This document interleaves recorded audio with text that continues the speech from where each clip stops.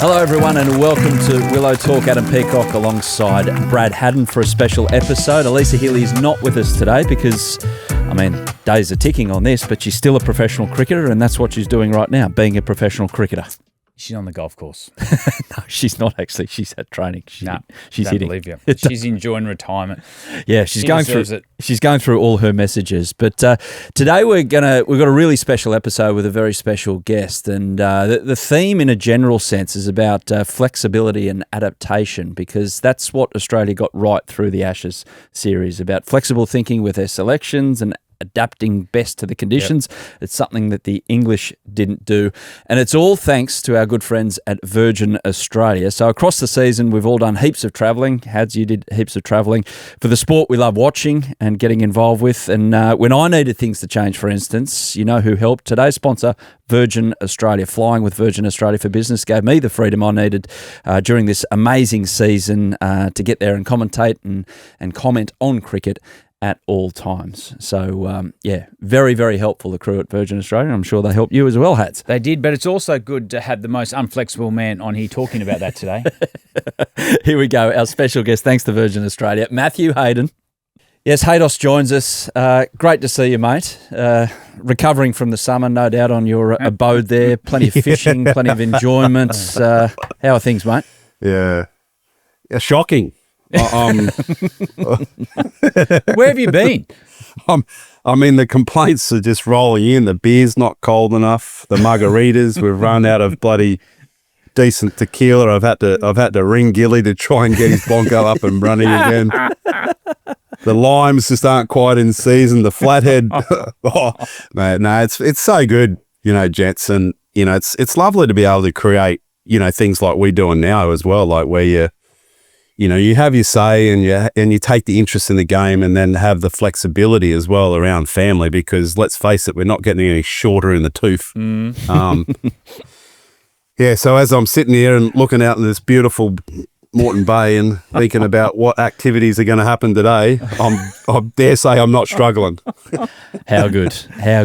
And as you sit back in your, I don't know, if you've got a little hammock out there in the late afternoon sun as it sets. Roger. Looking back at the Ashes, what's the overriding theme that enters your mind when you look at the Ashes that we've just seen? Missed opportunity for England.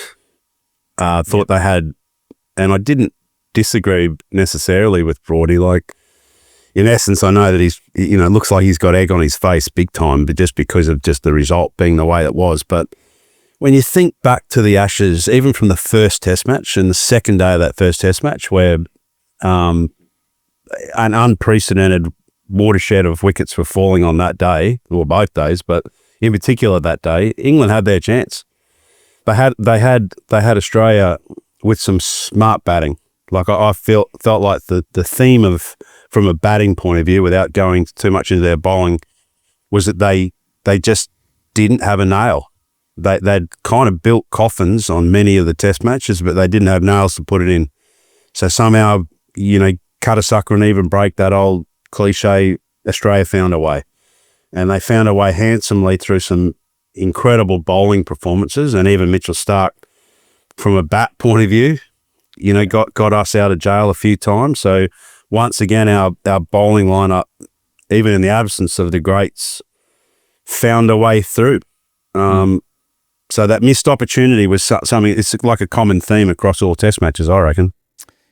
Did England underestimate how hard it is to win in Australia? Brendan McCullum's never been involved in an Ashes campaign, and he thought, we'll just play in a really attacking brand of cricket. We'll bowl short at Australia. But it looked like, to me, he underestimated the enormity of the event. Australia were well planned. Yeah, I agree, Hads.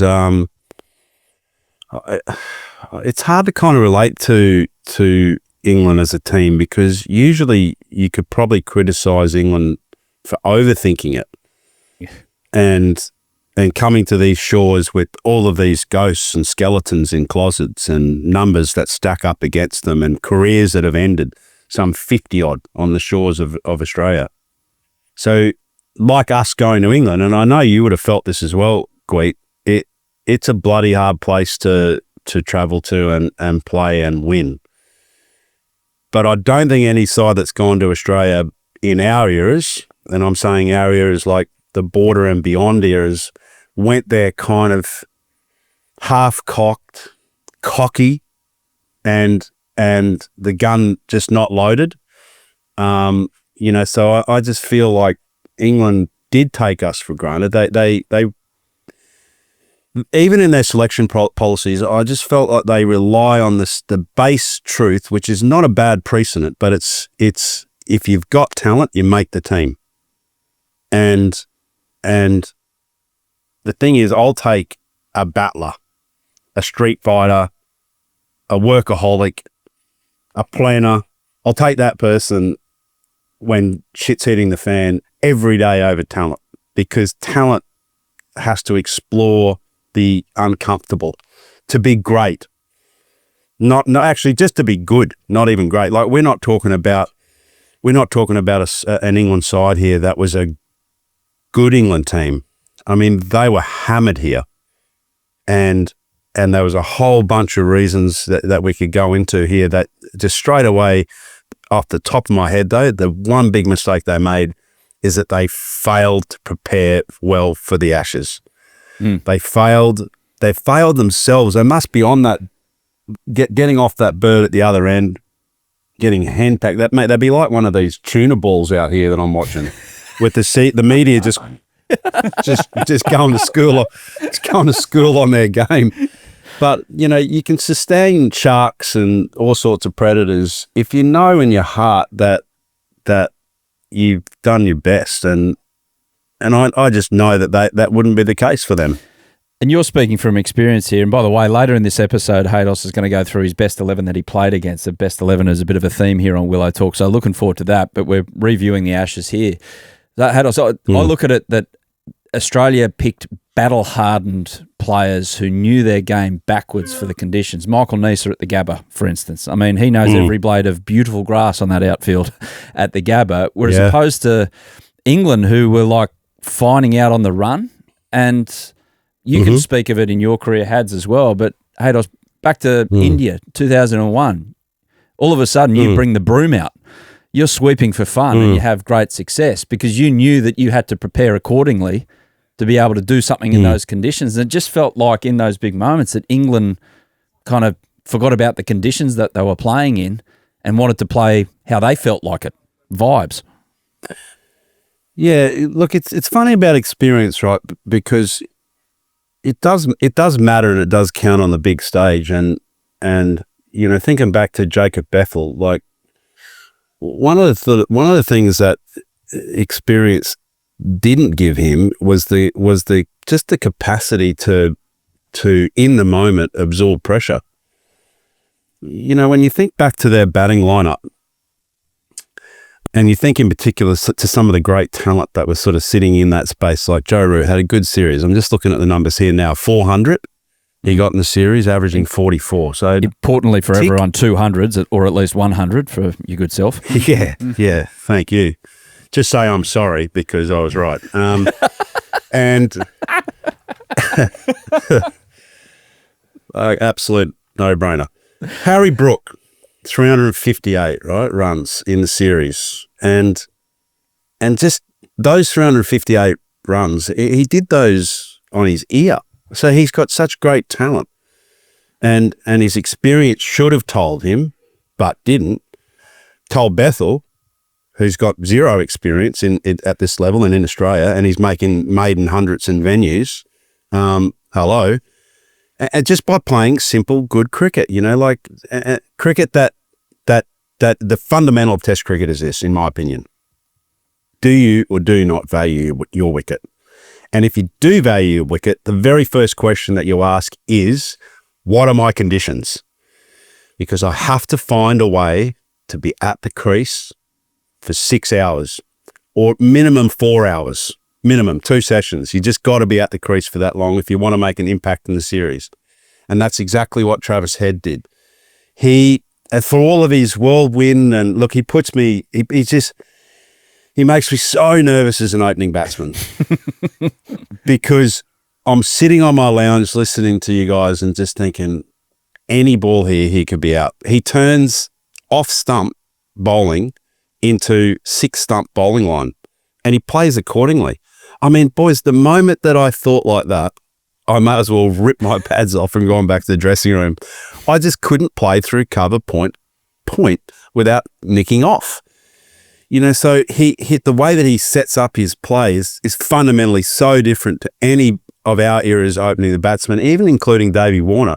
He still loved to play through that patch, but he actually played up at the ball quite a lot as well, and even for a small man did take on the bounce. So, you know, the performers, Corley patches looked good. I mean, he's such a beautiful, sweet ball striker of the ball, but he just couldn't get it done. You know, so yeah, it comes back again to that whole theory of what does your preparation look like? How is it that we're going to, in a session, not lose wickets at the start of the session or at the end of the session? How are we going to value your wicket? I mean, these are all question marks that should be coming out of a Bazball, kind of debunking the theory of Bazball, because, you know, that to me was one of the essence of the captain as well. Stokes, who, you know, he had a poor series when you look at it. 180 runs, averaging under 20. I mean, that's not a captain. That's not a captain's performance. He was a bit more lion-hearted with the ball, obviously, but I just felt like the captain sets the tone. So he almost went to the opposite end of Bazball. It was like super defensive, and he wasn't in great positions either, mind you. They were 3 for shit. So another fundamental rule that you can't have as a team, especially as a touring team in these conditions. 3 for shit just means that you are chasing the game the entire time. Yep. The one I was interested with was Jacob Bethel, the way he played in Sydney, and you talk about preparation, and he looked like his preparation. He had a really good understanding on how he's going to put a high price on his wicket, how he's going to bat for 6 hours, as you said, and trust his technique. I actually think Jacob Bethel benefited from not starting in the Bazball era. I think if Zach Crawley had started halfway through the Bazball era, when it started to become a bit more of a medium the way they're going to play, because Ben Stokes doesn't play it. Simple as that. He hasn't done it since the first couple of test matches, but he didn't have any demons in his head about the way we should play because he's told me to. He played the way he prepared by watching what was happening on Australian wickets. Yeah, no, I agree. And it's interesting, you know, I mean, on our podcast and on this one, we talk a lot about the opposition, but it'd be kind of good to debunk some of the things that we're thinking as well around the Australian lineup and some of the areas of concern moving forward as well now that Aussie stepped into the shadows. Because I don't see any great certainty in our batting lineup in particular. Our bowling is really extraordinary. I mean, Boland's series was second to none. Stark, freak performance, freak athletic ability. Neath just operating, as Jimmy Marr would say. He's a serious operator. I love that word. It's been my word of the summer. Catch a fish. Yeah, we're operating. Yeah. Camo obviously being Camo, you know, and not having Joshy Hazelwood, and there's some question marks, you know, what does our next layer of bowlers look like? The eternal battle between our all-rounders. God, when we go through our team in a few moments, or my team, you know, going into this best 11, we're going to do opposition players, but in my team of the guys I played with was two great all-rounders, and that was Gilly, as a wicketkeeper batting option, and Carey, we've got that option now, haven't we? Like, how bloody good has he been for the last, 18 months or more? Just such a solid operator. And then you got Junior and Tugger, who are more batting all-rounders. And I think we've found a beauty as well in Bo Webster.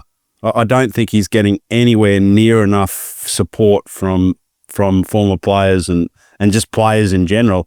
When he comes to the crease, I grab myself a tinny and I go, I'm now watching a serious operator. Like he's got his game just nailed. He looks so confident and solid at the crease. Is he as talented as Greenie? No. But again, just to me, he has got that sweet spot, hasn't he? That ability to be able to now somehow, to be honest, I didn't even know he bowled offies. That was crazy. I was cursing the selectors because I just couldn't not believe that we weren't playing a spinner, at the SCG. It's just a nuts theory. But we've found a beauty, like a versatile, like a Funky Miller, wasn't he? Like a Nathan Bracken. Such a handy cricketer to have in your team, just with versatility and options. And his batting is, I don't know what you think, Hads, but his batting is, it just looks solid, like even on shit wickets in the West Indies. And he's been piled into some pretty poor conditions so far in Test cricket, something that we probably should talk about as well. Like the drop in wickets have just been, they've been woeful this summer, apart from Adelaide. So yeah, like lots to unpack for Australia's team as well, especially now moving into, the next phase of this World Test Championship for us, and the dilemma at the top of the order. The conversations around Trav, does he stay, does he not? Well, of course he stays. But the reality is that his best place, or are we just picking him there because obviously, we're struggling with other personnel on the team? They're all great conversations. Yeah, well, I want both of your opinions here. I'll go to you, Hads, first, about what it looks like by the time we're sitting there assessing the fifth test of the 2027 Ashes away, because there's so much Test cricket to take place. How does the Australian team look then? Ads, what are the numbers, firstly, mate? What are the numbers on that first? Is it 21 ahead of the next Test World Championship? It's some stupid number. What do you know what they are? It's Bangladesh, 2 at home. New Zealand, South Africa 3 away. 4 away at South Africa. 4 away. 4 here against New Zealand. So that's 6 off 10. 5 against India, and then the Ashes. Centenary 15. Test here. World Test Championship possible. Yeah. So maybe 1 definitely, maybe another 2, and then 5 Ashes. So that's a stack of Test cricket. So it is going to look different, but how different, Hads? Well, I think Trav solves a big problem for us. So going back, and I'll answer that in a minute, going back to Bo Webster, why you're so impressed with him is he's played 10 years of first-class cricket. He actually knows his game, and he's comfortable in the man he is and the style of game that he brings a team. He just comes into the team, he goes the second slip, he knows how to catch, he'll bowl his medium paces, knows he doesn't get the radar gun up that high, but he shuts one end down. And then if the wicket does become extreme, he can put the ball in a foot mark. So all he's showing is that he's had 10 years experience and understands his game. But our next phase is what do we do with the opener? Because the most important positions, and as Haydos will know, you need 2 good openers. You need the openers to protect the middle order. So is it a Renshaw comes back into consideration? Yes. Yes, he's biased. My vote for sure, biased. mate. Yeah, but not biased, biased. Definitely not biased. Just performances on the board. Yep. And as Had said, unbelievable now determination in the face of adversity. Like he's played a lot of his Test matches away from home, not many here, and now he's just piling on the runs. You got to pick guys when they're ready to be picked, and he's now ready to be back into contention. Knows his game. Yeah. The other thing I like. I like that we have 5 Shield games left, 4 or 5, whatever it is. There's a spot. Go out. And in this modern day, if you get 300s, and why can't you get 300s in 5 games? Why can't you get 4? Set yourself a higher standard to what some have been said. It's not about getting 100, just get 4 of them, and you're actually in the Australian team. So there's something to play for, and that shows character. Yep. Keep going though. I sort of interrupted you, I reckon, there, Hads. Like, well, who else are you thinking? Like, there's some significant young players, and I probably can't comment because I bugger off over to Stradbroke through the domestic season, and I work a lot away abroad, and I don't really see a lot of our youngsters until it comes to Big Bash League. But someone like Pope, for example, looks like a well-organised player, pretty committed to the cause. Like, who are those like standout youngsters? Like in your generation, it was Michael Clark. Stood out like dog's balls how bloody good he was as a cricketer. Yeah, I think we can go, Haydos. We can mention 6, 8 talented cricketers. And we would look at that cricketer for 30 seconds and go, I trust his offence, he's got talent. And you can say Kellaway, Peak, mate, even Sam Constance comes into that, Lockie Shaw. Peak I meant, didn't I? I said Pope, didn't I? I meant Peak. Yep. Lloyd's pretty good as well. Mate, he's going well. But what I love Lloyd. What I like about now is, yes, they've got talent. Do they have the numbers to be in a conversation? Not really. That they don't. We know. No. But there's an opportunity now when you've got talent, and it's not just about how well you cover drive, and it's also there's now a position, and now you start to see the character of the player to say, man, if I score 300, and you should be thinking like that. You should be thinking, I'm going to take selectors out of the equation. I'm just going to hit 500s. Yeah.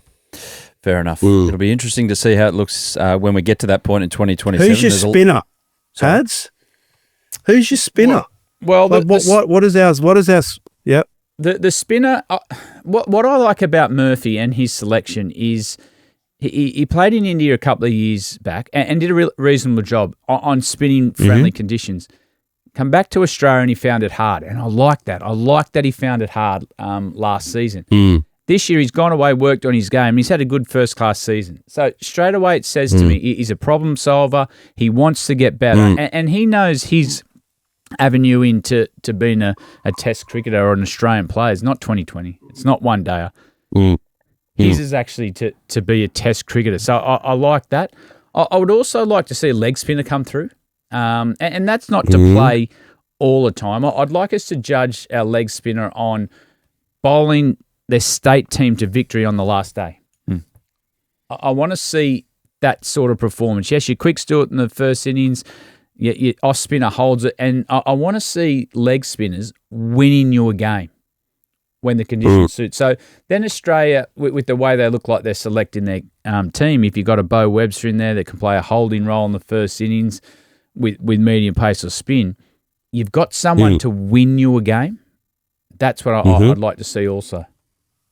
Yeah, when you think back to Warnie, one of the legacies that he left us all, or certainly made an impression on us, not only as a broadcaster, but obviously as a player, and it was how he would go about dismantling a team through either very defensive options or how then he had his one or two attacking options. So he was very patient, Warnie.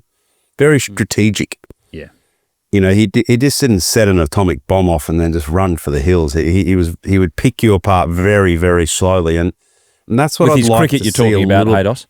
Well, yeah. I mean, he lived life, didn't he? Put it that way. But he was a superstar because he'd always have in the back of his mind how his team was going to take 20 wickets because he was a winner.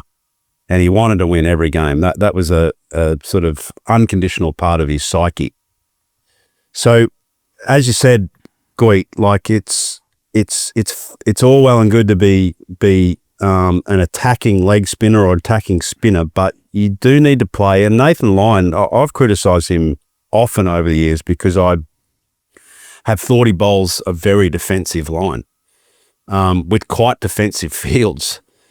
But he's time and time proved me and others wrong because he still finds a way to get wickets and lots of them, the highest in history of an off spinner in this country. So, you know, kudos to him and credit to the way that he goes about his strategic game as well, because that's the kind of benchmark. Tim May in our time didn't play a lot of test cricket, but gosh, he was a great bowler, boys. Like he was another guy that was, he would a bit like Graham Swan bowl, quite an attacking line, like bowl a long way outside off stump to attack the top of off stump to a right-hander.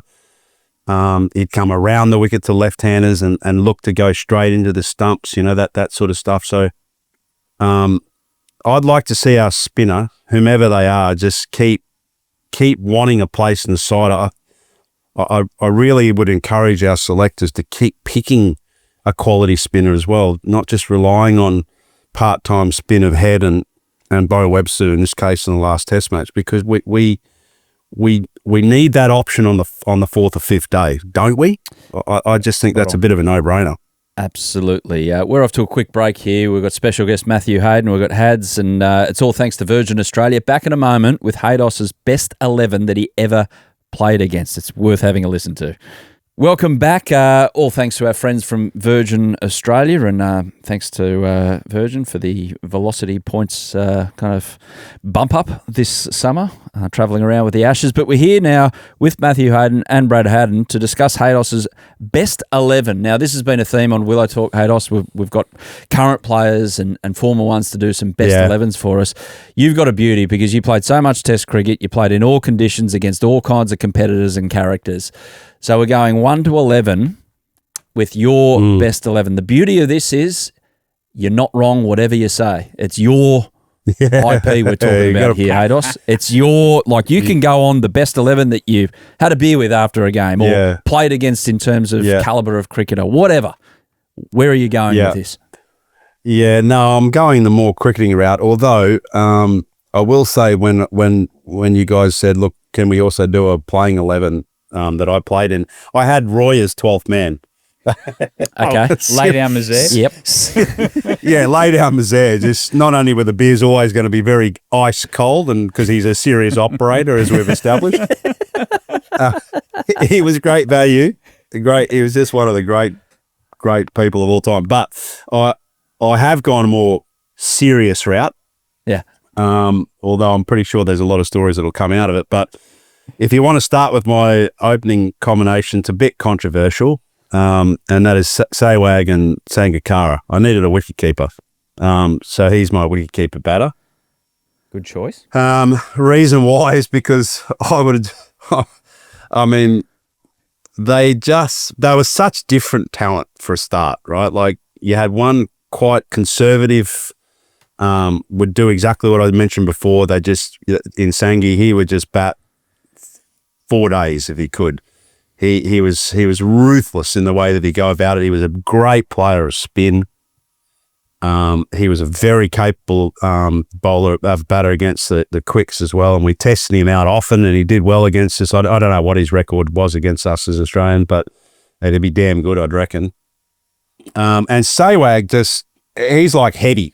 I mean, he just entertains you in any format of the game. We're talking specifically Test cricket, but he was just like he wanted to go back and have a big feed of bloody rice and curry. He was in a rush the whole time. So really entertaining opening pair I think we've got there as a start. Absolutely. 3? I've gone Kallis as 3. Hard to argue that against Jark being the sleepiest cricketer that I've ever come across in my time. I don't think I've ever heard of Jark saying more than 5 words in a row. Although Simo always had the theory, if you can't say it in 3 or less words, then it's probably not worth listening to. He'd often say that to me. He'd say 2 things. He'd say, Haydos, you're not funny for a start, and you talk too much. Like, we used to go fishing, and we'd be out for like 2 or 3 days, right? And we'd get home from these fishing trips, and Kelly would say, what did you guys talk about? You know how all wives, they want to know like what blokes talk about? Yeah. And I said, love, I can't remember a single comment outside of get the bait, get the anchor. Should we go onto a different spot? Fuck, it's hot.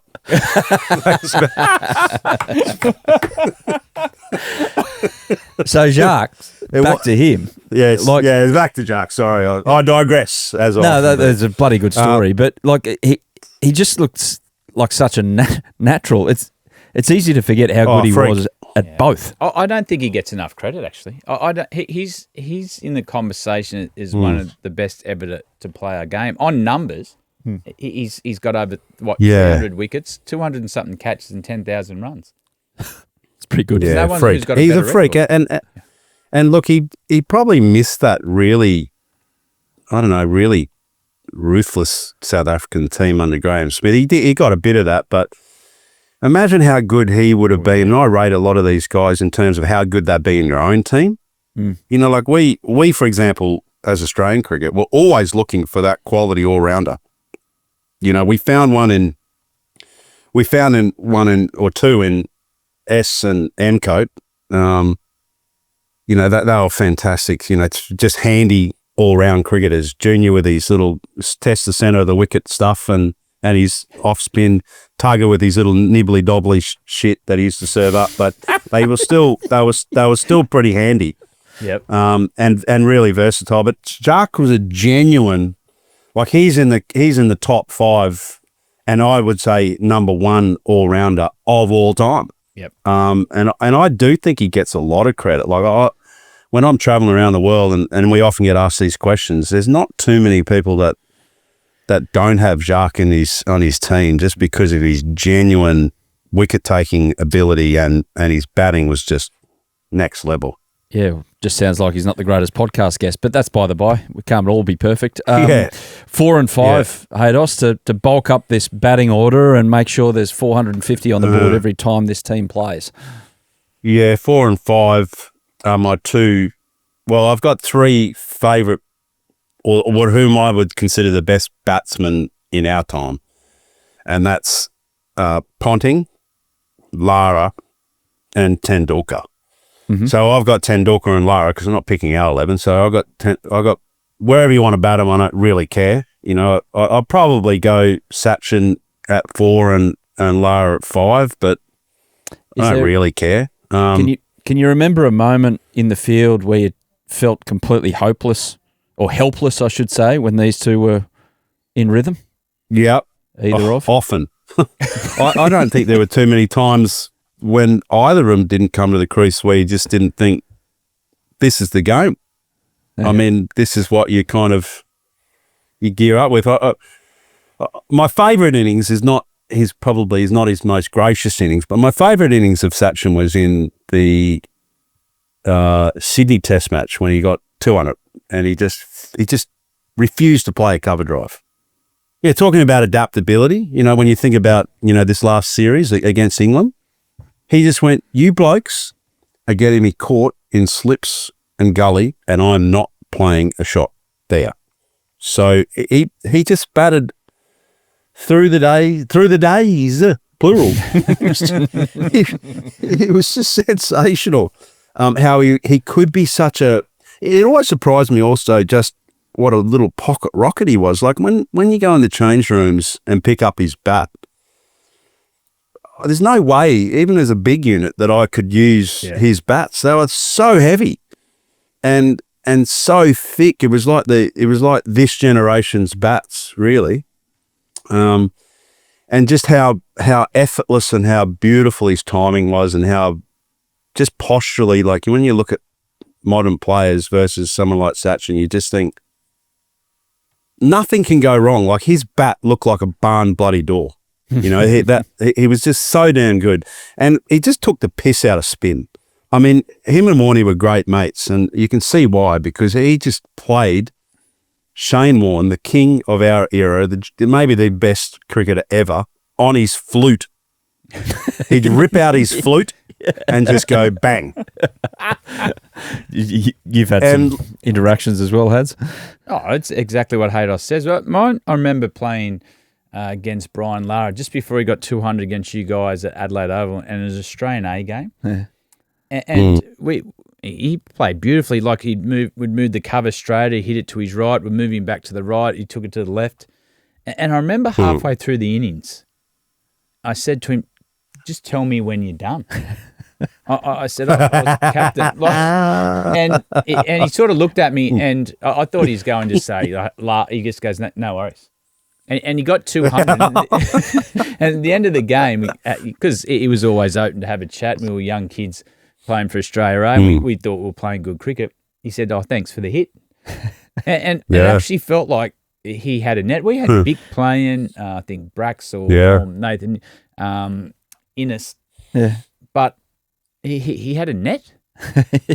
He had a net for a couple of hours, got his 200, and he just went, thanks everyone, I'm done. And to me, it felt like, I said, it actually felt like that. It actually felt like we had no answer to you. Yeah, incredible. No. Yeah. 6 and 7, Haydos, so At 6, you got a good all rounder already. Do you I extend the want to batting go order, back or- to. I want to go back to Lara just for a second because we brushed we got brushed over him. Yep. So we had this policy that was an anti-sledge policy against Brian Lara, right? Because there's a couple of cricketers that you'd never talk to. One was Stephen Waugh. Yep. Well, there's probably a lot in this category. I don't reckon you want to have a big word to say to Ricky Ponting either, but and Brian Lara, like, because they just find another gear, and that gear was just to go like that, just to have you on ice for the better part of how long they wanted to play with you. So we're in Antigua, and Stephen had just given the dressing room a huge, listen, do not talk to Brian Lara. That's our rule, right? Got it? Everyone got it? Yes, Stephen. Yeah, we should have said Mr. Walk. Yes, that's all. Anyway, he came directly past me at Gully, Brian. And I didn't have a great sort of working relationship with him, or, like he was a bit sort of too highfalutin for me to, hang out with too much. I just didn't have a great relationship with him. Loved his cricket, just admired everything. Favourite cricketer. I'll just say that straight up front. I just loved the way he went about his game. But one of the areas where I thought, where's the crack here, was that we always thought that he was like a part-time walker. Like, he wasn't like Gilly that'd be in a World Cup final and nick it and just walk off. He was a picker and a chooser. So I just said, Brian, morning, mate. Yeah, morning. He said, you walking today? Anyway, mate, he just, what you said me? And then he just went off, right? So all I could think about is the 52 cameras that were on me at the time, and I just start bolting down towards third man with my hand up like that, basically talk to the hand, Brian, because I knew that I wasn't supposed to sledge him. Anyway, he's chased me off, like basically, come here, just telling me to get here. At which point in time, Stephen has marched over to this circus, and he's saying, mate, what part of don't fucking sledge don't you understand, And I said, mate, all I asked him was, is he walking? I didn't think that was a big deal, was it? Anyway, Tugger then gives it he starts chomping in, so he's just broken his own rules as well. So we got Stephen, me, and Lara all in this like verbal barrage. Anyway, he got under it. So congratulations. Well done, Haydos. He got a big 100.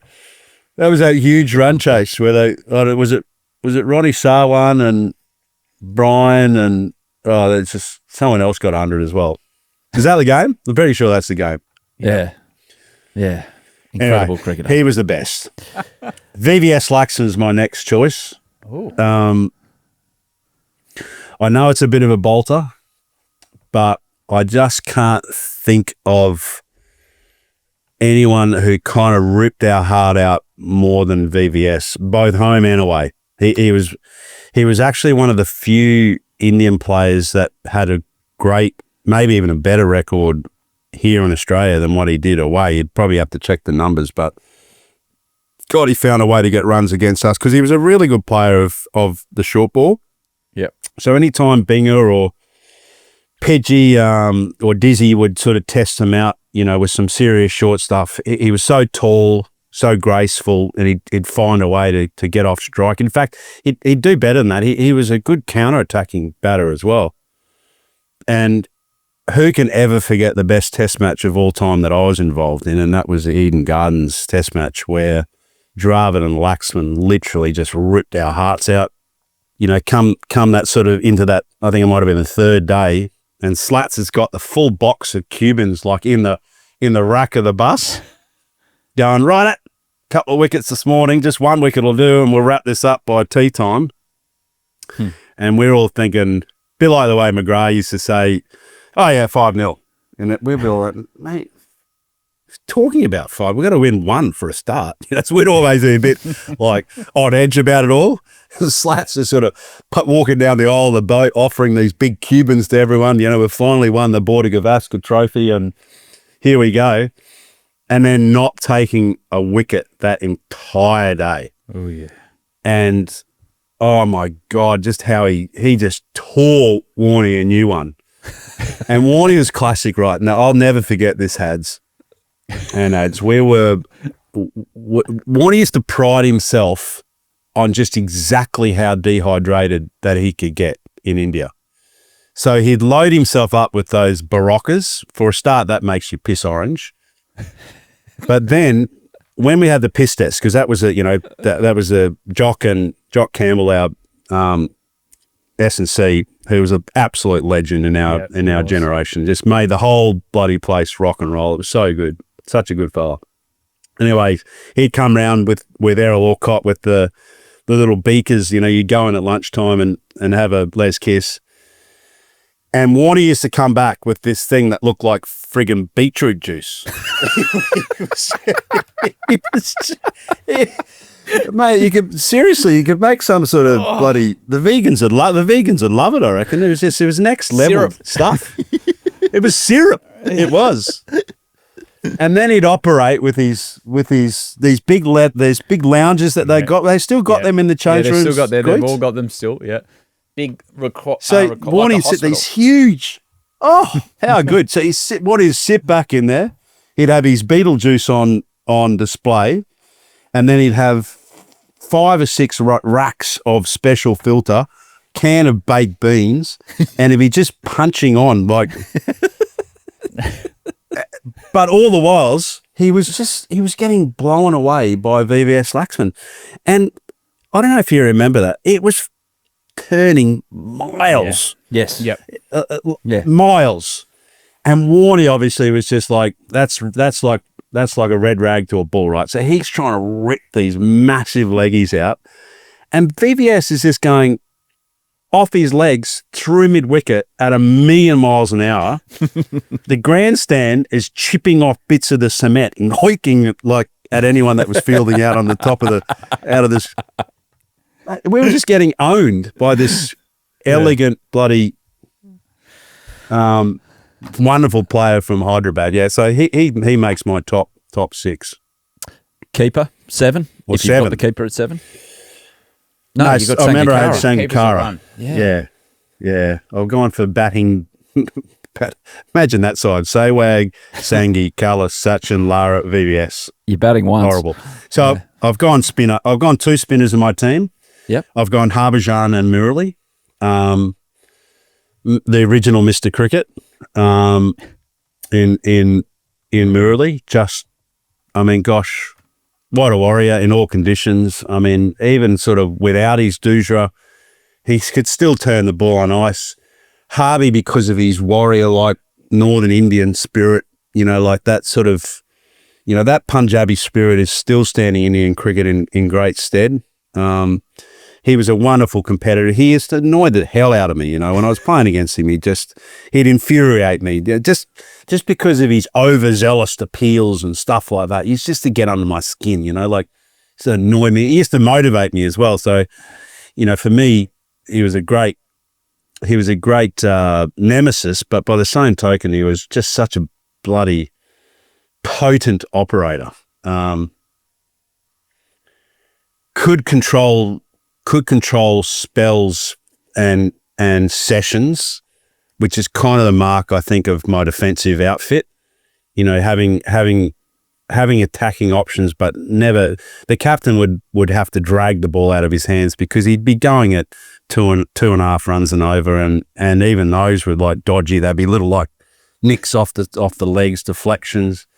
It was worthy to try and for both of these two guys for me to change my game. That's how much I rated them because I needed more than a defensive option as a batsman. I needed offensive type cricket to not only survive but to then thrive in not even turning conditions. In fact, I found them probably harder in the wickets that didn't turn because they opened up, because they had such great control, they opened up less areas and access to the scoring areas around the ground. When it was turning big, yeah, you might get it out to a dismissal, and I did to both of them. But at least you've got options with the ball turning so heavily away from the body to open up different sides. And my main threat was, am I going to get LB? or am I going to get caught sort of defensively, in and around bat pad? So I really thank them a lot, because it just helped me identify with the fact that I had a gaping hole in my batting, and I was able to kind of over a decade period strategically work towards having some options and having to change my game because of it. So those two were magnificent players. Yeah, I've heard the ball from Murali sounds like you hear a spinning ball through the air, cricket ball, and it's got that distinctive whiz. But the Murali one had the most distinctive whiz of all the distinctive whizzes, if you know what I mean. Is it true? It was like a firecracker. It was like a firecracker. Like on the Gatling. What do they call the wheel? Yeah.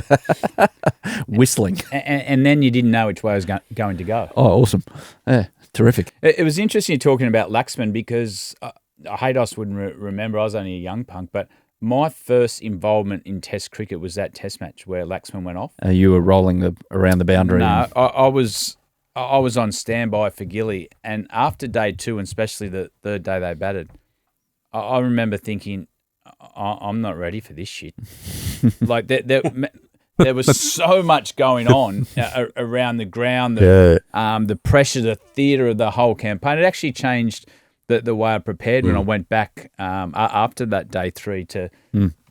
How so? Saying, well, it did, because I said I'm not ready for that. I don't trust my game. I was only very young, early 20s, and I said I don't trust my game yet in that circumstance. I'm not training right, and I wasn't training wrong. I just hadn't been educated on the how big the jump was from a state cricketer to an international cricketer, and I just went, well, hang on a minute, I've got to change some things. Absolutely. Yeah, it's amazing. It's amazing, and I often do think about this. We all operate in the shadows for a lot of our life. We as professional athletes, we have glimpses of light. You can take apart any cricketer and you go, that was a great career. We're mentioning some of these guys now, great careers, but a lot of your work is done in between your left and right ear, and it's done in lonely corners of your life where you don't have a lot of support. You've only got your own vision. And sometimes the kick up the arse, not sometimes, all times, the kick up the arse is the one that identifies with the gaps that you need to have to search hard for your ambitions by creating a different vision for yourself. And I really appreciated being in this cricket team through the sort of 2000s, because there were so many guys, and Gui just said it beautifully there. It's like, I know I'm a very good player. Everyone will tell you, your parents will tell you, your selectors will tell you, your team will tell you, you're a good player.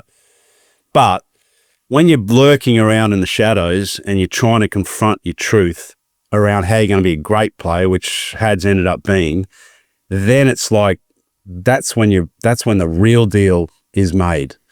And, to identify with a patch of time where you're looking onto a game as tense as that was demoralizing. Just mention one of the greats of all time was humbled in Shane Warne, with that innings of Dravid and Tendulkar.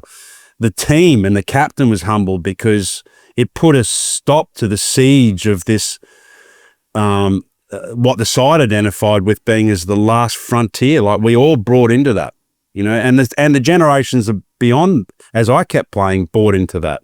Finally sort of came to a conclusive end when Punter was relieved of captain, and I think it was the injury at the time, but Gilly then took over, right? And the side bought into that whole thingy. So there was these great gaps in understanding that were just bridged by the courage to actually go, how can I get better? It's a great question to ask yourself always. Oh, and that's a fantastic thing to listen to any young person. It bleeds across into general life, not just in a sporting context. But very well said, Haydos. Loved it. 8, 9, 10. You got some quicks that you faced in your time that you wouldn't Wouldn't put your hand, I don't know, do you put your hand up and you say, I wish I had that moment again to stick my big chest out and kind of manhandle these guys, or once was enough against these guys? Any former cricketer who says that they don't miss the game is bullshitting. Like the game, there's a lot of things that sort of sit around the side of that, the travel, the time away from home, the loneliness, the sweat, the blood and the sweat, all that stuff. It's hard and it breaks your heart often, So these three guys that I'm going to mention, they broke bones all across the world. So my first is Wazzy Akram. So the very first time I faced Wazzy was in the early, I think it might have been 91, my first season, 91 or 92 at the Gabba. Shocked me Hads, I had Porky Parker as an umpire. You hearing me? Yep. Yeah, you hearing me? Yeah, I'm hearing you. Okay, so new ball, Wazzy, green wicket, Queensland win the toss, we're batting. Ripper. So Tank and I out there. Wazzy bowls this ball that was serious pace. It was his third or second ball, I reckon. Past my outside edge. Second slip might have been Inzamam ul Haq. I think it might have been Big Inzi, the potato farmer. Straight into his mitts. Bang. Wazzy says, how's it? And then the late call, like realizing just like, hang on, he's not out here. He's not being given. So he's like ripped around a Porky who clearly is not going to give me out. How's that? He just starts going off. I reckon there's 100 appeals within the one appeal, and then starts marching. Porky's just nope, not out. And I know this is going to sound like a weird confession. I didn't hit it. I did not. I didn't touch the ball. It was that amazing a ball, and I've never had a ball like it after or before this. It was the most it swung. It swung out of the hand for a start, right? So it's already on its way, and then as it's kissed the surface, it's just taken on this like new level of seam position, and then it's just gone this huge parabola straight into Inzi's hands, and I'm just mesmerised. I'm just knocked out at the fact that I'm now playing first-class cricket against the greatest left-arm speedster of all time, and he's just ripped out that delivery.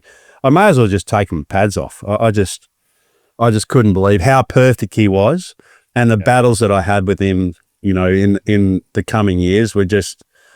I just love. There's some bowlers that are so pure. Like, I'm thinking of guys like Craig McDermott. The ball just comes out of the hand in such a way that it's perfect. Brett Lee, when he got everything right and his pace was good, the ball just sort of found a way to just sizzle out of his hand. South African Alan Donald, and then later Dale Steyn. Like these guys, they just perfected their actions and their seam movements to the point where it was magic to watch. Let alone try and then get on your high horse and try and, play some attacking options and score some runs. So, he was amazing, mate. Wazzy, he was just an extraordinary bowler. Now, my next two were Curtly Ambrose and in combination Courtney Walsh. Yeah, good combo. They again, why I picked these guys, they're so different.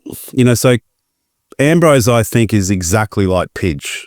And I mentioned the two guys that I loved the most in batting from a bowling sense. Glenn McGrath and Curtly Ambrose were the two best players that I ever faced. That they were just extraordinary. From very first ball, I can never remember my very first time I came back into the team. Boxing Day Test match. Walked out through the members. 80,000 people. Shitting my pants because I wasn't good enough and, probably didn't even deserve my spot. Matthew Elliott probably did at the time, and the Victorian crowd let me know about it. all I'd visualised was the whole night. We have post-traumatic stress disorder, no doubt. All we did is just had a sleepless, I couldn't eat. I was waking up and I was caught by bloody Jimmy Adams or someone at bat pad off fending off my face or something like that. I just visualised getting a duck. So Kirtley's now running in. Yeah, big white bottom lip, and it's like bounce up. And I'm like, yeah, a bit like Murali's eyes. You sort of, no, don't watch his eyes, watch the ball. No, don't watch his lips, watch the ball. It's just coming. He's just had that beautiful, you know, that Caribbean rhythm that they just, it's just, they're just magnificent athletes, right? Yeah. And I felt like, even as a big person, I felt like I was 1 inch off the ground. I felt like if there was a hole, I could have like ducked into it. So I thought the very first ball, the best option is just to leave it, whatever it is, just leave it. Just have a look at it and then leave it. Did that. Great choice. Off stump, out of the ground. Kirtley. I never heard Kirtley talk. All you'd hear is double clap, and you knew you had to take it. You knew you had to walk towards the shower. That's it. It didn't even appeal. Oh man. What a so team. His ability, his ability just to be able to like rock it in on one spot. Whereas Courtney was a less threatening bowler for me because he'd take the ball only one direction generally. You know, he just generally go away from us as left-handers. And I pride myself on being a good lever of the cricket ball. So unless I kind of felt like I had to play him, then I didn't. But my one story, just quickly, because we are going on here. My one story about Courtney was we were playing the West Indies in Perth, that famous test match where Bluey got rock and rolled by the ball going underground. Give you great unbelievable, right? still gives us some entertainment on the ends, doesn't it? The look, I had the mentality that if a ball kind of hits that spot, you know, there'll be, if I face 100 balls, if one or two of them hit that spot, then I'm probably going to be all right. Great thinking. So I'm facing Courtney, steaming in from the dog track and the horse, the race course end. The very first ball has hit the crack, which was just absolutely directly on leg stump line, right? So you're eyeballing this thing and it's like this gaping hole. Looks like the freaking Grand Canyon's like coming at you. So the ball hits that crack and it disappears past second slip. And I went, oh, bloody beauty. Well, there's my first one of 100 out of the way. I've got a done and dusted first ball. No problems. So he comes to the top of his marks again. Ball's in exactly the same place. Ball takes off, misses the wicket keeper. Jacob, what was his name? Ridley Jacob. Has that, the wicket keeper? Wrigley Jacob. He like full out stretches to his, diving to his right, misses the ball, 4-leg buys. So I thought, well, there's my theory out the frigging window, isn't it? So I just start swinging from the rafters. I then watch Bluey at the other end. He gets bowled, and that just confirms the fact that I am not waiting another second here. So I end up teeing off and getting almost 50, I think, and that was the highest score of that innings. But I mean, he had great control, Courtney, and what a character as well. Like, you remember when he was playing in Adelaide when Funky Miller came in and he ripped off his hat? Yeah. And he had that bloody blue hair. Blue hair. And Courtney was batting at the time and he just lost his shit. He was a great character, Courtney. Well, what a side, Haydos. You got 4 Indians, 3 West Indians, 2 Sri Lankans, 1 Pakistani great, 1 South African great, and not a single bloody Englishman amongst them. So that is the best 11 from heaven from Matthew Hayden right there from an Australian perspective. Yeah, thanks for watching the Willow Talk podcast on YouTube. Don't forget to hit the subscribe button so you don't have to miss an episode wherever you are. And while you're at it, check out these videos up here. They're mostly good.